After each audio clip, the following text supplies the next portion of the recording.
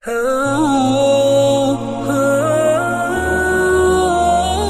Ustadz Ahmad, sesuai dengan tema acara kita pada malam hari ini, yaitu mengenai ke-7 misteri Al-Aqsa, ya. Ini luar biasa nih materinya. Tapi insya Allah kita akan kemas dengan sedemikian rupa supaya kita lebih enjoy lagi dalam acara malam hari ini, ya.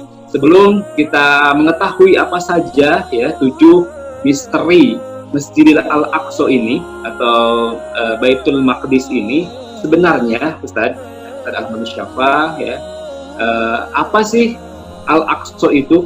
Apa makna dari nama Al-Aqsa itu? Tafadhol Ustadz.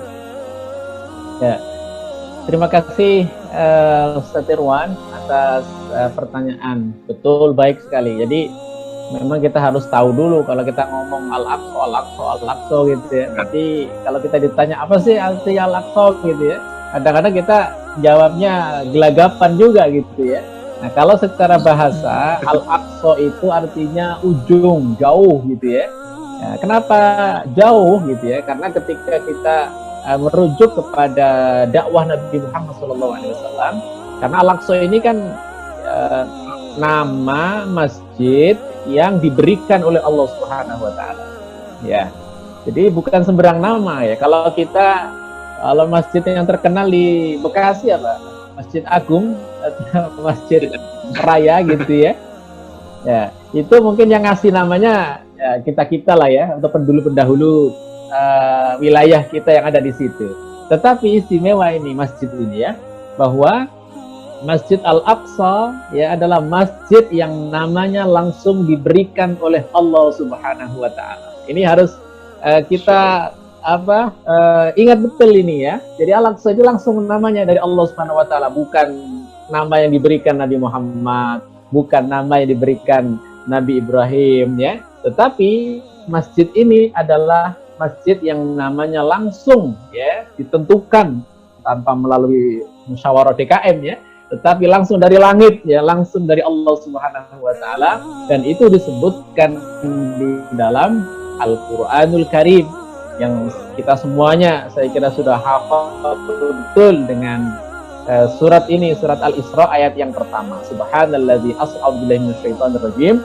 Subhanalladzi asra bi'abdihi lailan minal masjidil haram ilal masjidil aqsa. Jadi Masjidil Haram namanya juga diberikan oleh Allah, kemudian Masjid Al-Aqsa juga namanya adalah dari Allah Subhanahu wa taala.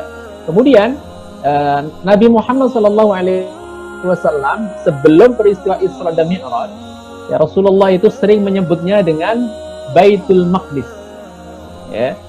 Jadi sebelum turun ayat itu atau sebelum terjadinya peristiwa Isra dan Mi'raj, kalau kita lihat di dalam hadis-hadis Nabi Muhammad SAW, kenapa Nabi Muhammad itu kadang menyebutnya Baitul Maqdis, kadang menyebutnya Masjid Al-Aqsa, ya gitu ya. Jadi karena ada periodisasi.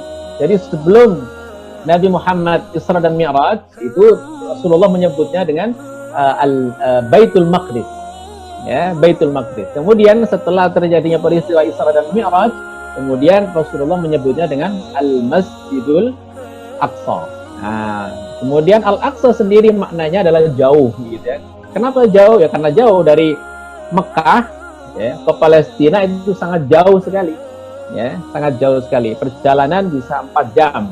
Pesawat ya, itu pesawat 4 jam. Ya, kalau jalan kaki ya lumayan ya. Kalau jalan kaki lumayan. Dan kita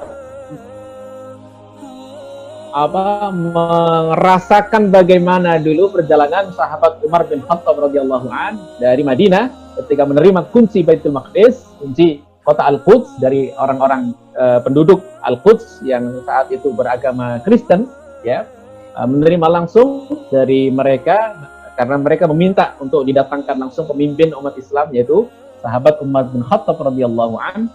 Itu jauhnya luar biasa, makanya disebut dengan Al-Aqsa ujung ya, Al-Aqsa ujung. Nah, sehingga di sini masjid yang dekat saat itu ya belum ada. Makanya Masjid Nabawi itu dalam Al-Qur'an tidak disebutkan secara harfiah gitu ya.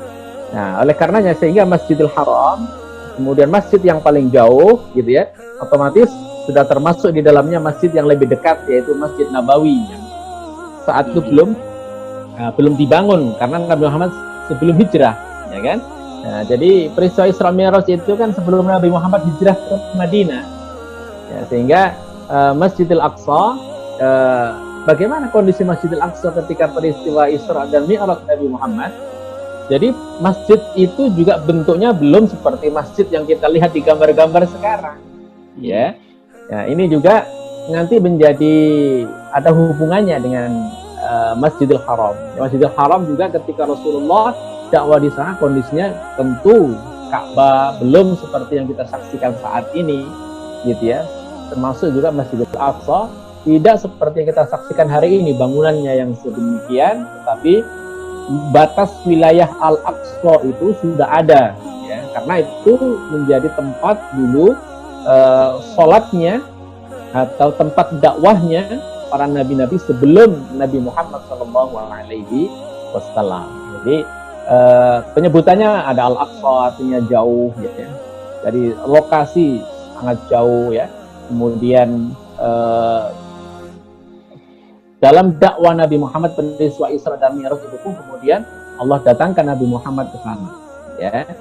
Kemudian disebut juga dengan Baitul Maqdis, ya, Baitul Maqdis. Ya, Baitul Maqdis itu artinya rumah, Al-Maqdis artinya yang suci, ya, rumah suci.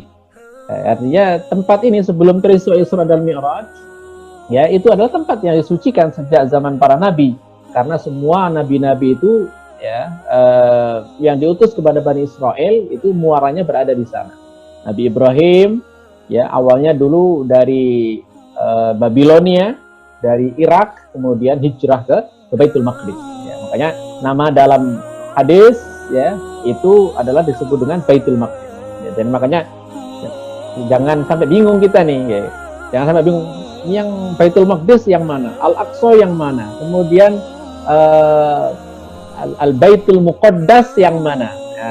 Nah, kalau Baitul Muqaddas, Al-Baitul Muqaddas itu adalah disebut oleh ulama. Ulama menyebutkan dengan bahasa yang lain juga dengan Al-Baitul Muqaddas, rumah yang disucikan. Gitu ya. Nah, makanya kita kenal dulu ketika lahirnya Nabi Isa alaihissalam, gitu ya.